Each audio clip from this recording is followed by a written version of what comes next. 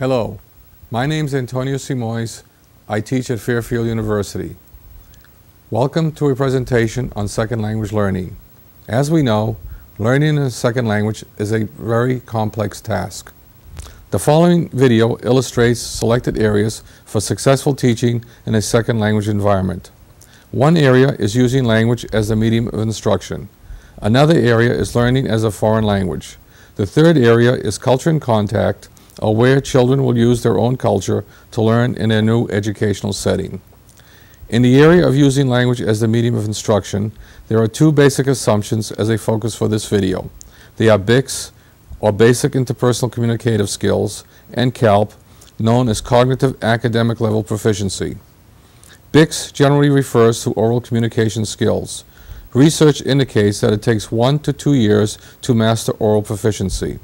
Many educators and parents believe that by speaking a second language, a child is ready to learn content in that language. Unfortunately, this assumption in most cases is incorrect. In CALP, children begin to function intellectually and cognitively in the subject areas such as in science, social studies, mathematics, and so on. In CALP, research indicates that it takes about 6 to 8 years for a child to learn successfully function in a school setting. Of course, there are exceptions, but the overwhelming research still supports the contention that a child should learn in a native language while at the same time learning in English for an extended period of time. You may note that many of the laws placing English language learners in an all-English speaking classroom, let's say after 30 months of instruction in a bilingual situation, may actually delay a child's success in schooling. Language learning is quite different than using language as a medium of instruction. In language learning, it is learning a foreign language in the classroom. In the United States, for example, if I am a monolingual English speaker and I am learning Spanish as a foreign language, technically I am learning a new language without using content as the medium of instruction. The third and final point is the use of culture as an educational tool. Every human being feels comfortable in his own cultural environment. When a child enters a new cultural environment, she or he must learn the new rules of that culture. We call this culture in contact. A positive educational setting should always consider the culture of the students to enhance a positive learning environment. I hope you enjoy the video.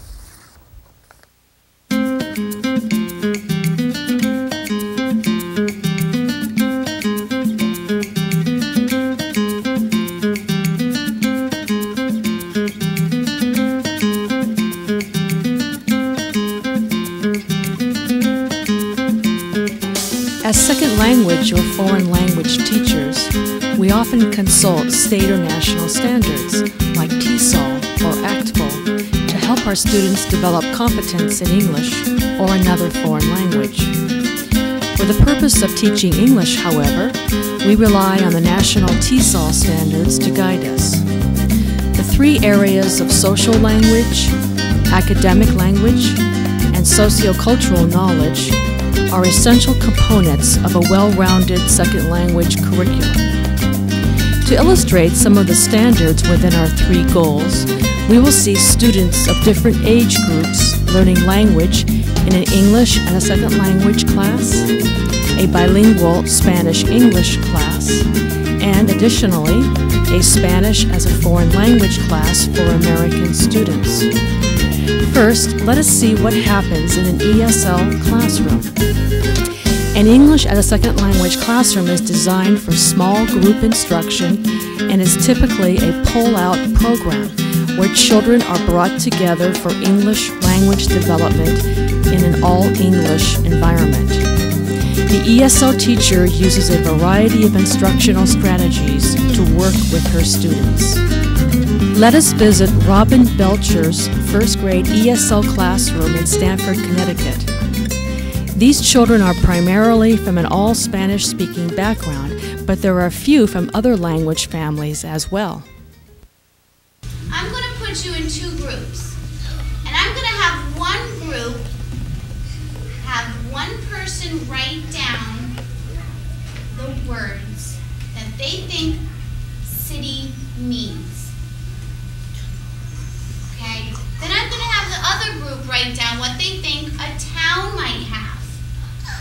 Children are learning to differentiate between town and city, which on the surface seems rather uncomplicated to understand, but when you take into account student background knowledge or culture, you will find that these two concepts are not always clear. What might you find in the city? What did you talk about, Kenny? People. People, lots of people, right? Uh-huh. A lot of animals. The zoo. You think animals are... Which one? What is the books? But we didn't say that. Library? We didn't say books. Wait, I'm only talking about the city right now. You want to think a minute? Okay, think about that. Parks, good. Do you think...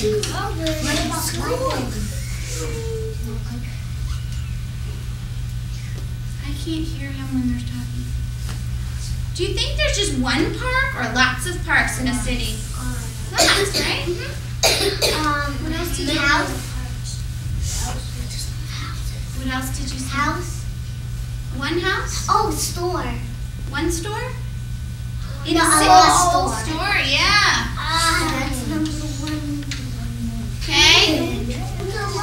Schools and buildings. Yes. Great job. We just have four. Okay. No, we don't. People's don't make sense. That's why you wrote people. Okay. Put your hands down, please. Look at it. Okay, I only wanted a few words. We're going to move on to the next group. Town. What did we talk about in this group, Luis? Bus. A bus? Yeah. One bus or lots of buses? Buses. And a flag. A zoo. I'll write that down. Antonio? Ice cream truck. I can't hear him.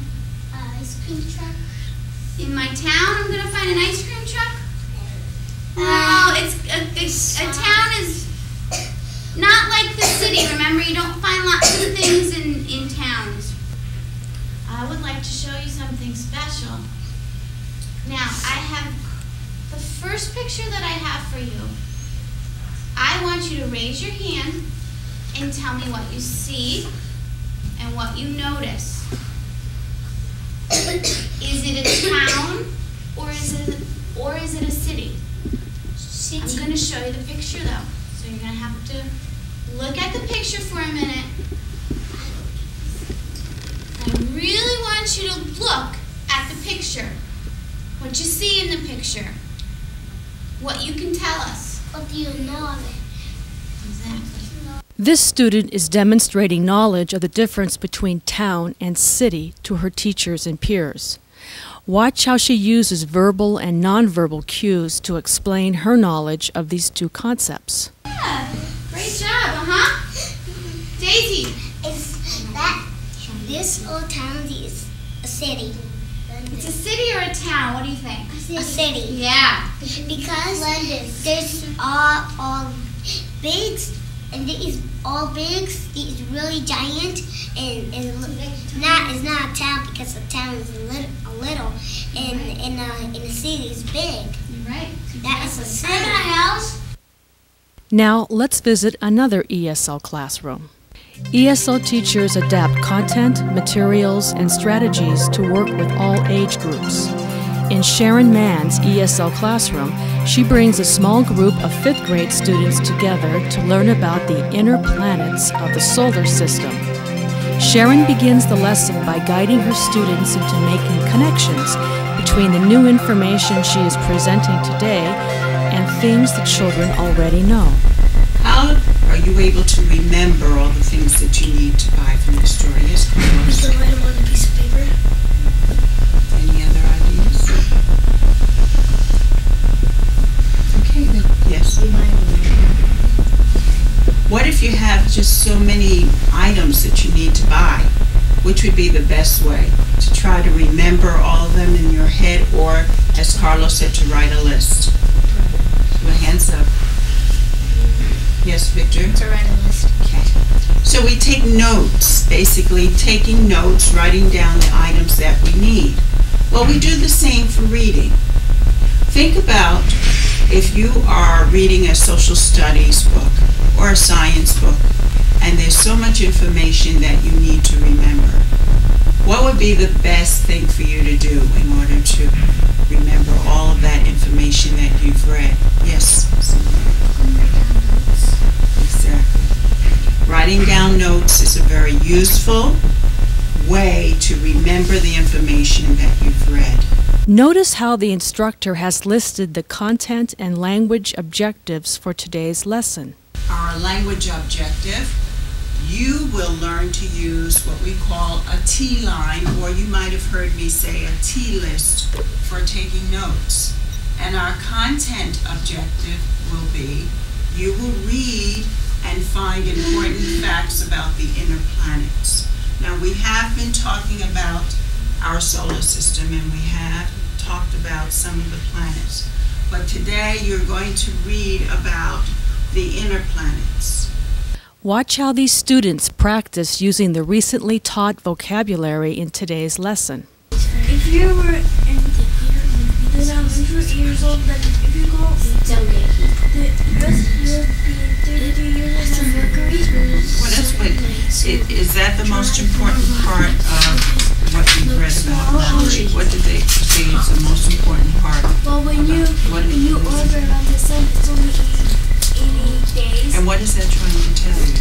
If it's only 88 Earth days, then does it spin around very slowly or very fast? The students do indeed value the use of graphic organizers, like T-lines, to help them process academic information. Venus is a very hot planet. It is probably the hottest planet in our solar system. Okay, and what are your details? Venus has thick clouds around the planet, trap sunshine, so the temperature is 900 degrees. It is so hot that the air on Venus is crushing and poisonous.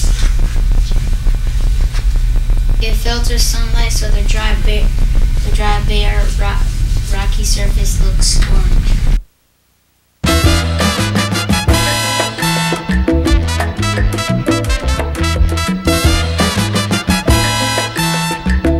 Let us visit Paul Fernandez's second and third grade bilingual classroom in Stamford, Connecticut.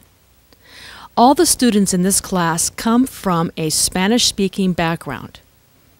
Their levels of English language development are varied since the students have differing amounts of time and exposure to English in American public schools.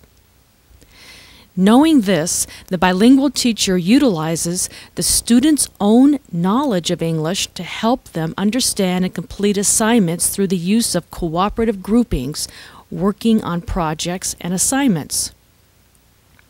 Using these cooperative strategies, students are able to help each other to understand English in different educational settings beyond the bilingual classroom.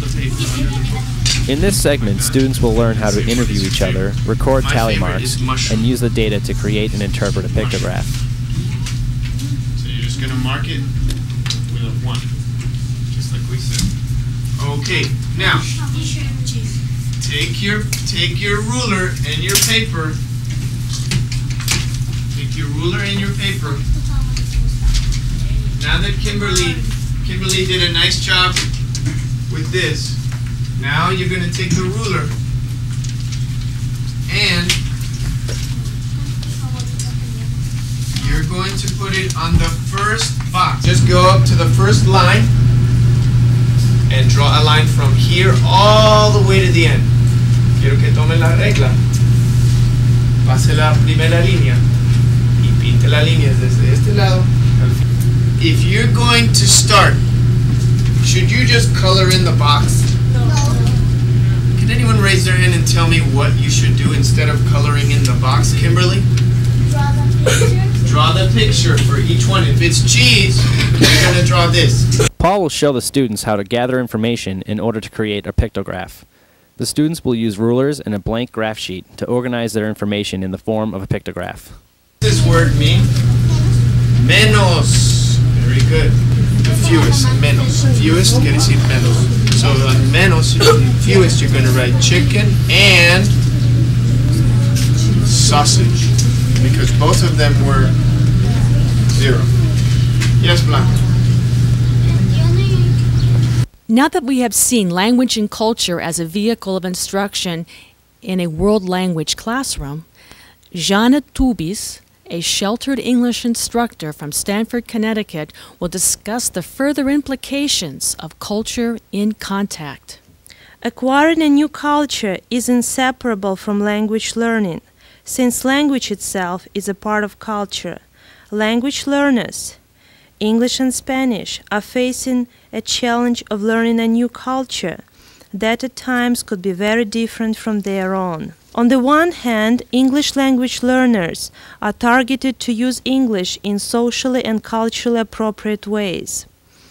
ESL and bilingual students are surrounded by a new culture, and their peers, teachers, and media provide models for proper verbal and nonverbal expression. To summarize, individuals feel confident when they're able to learn in a culturally familiar atmosphere. They find cultural challenges in a new environment, which they have to overcome in order to succeed. Therefore, it is important for educators to create a positive, comfortable nest for children to come to school happy every day.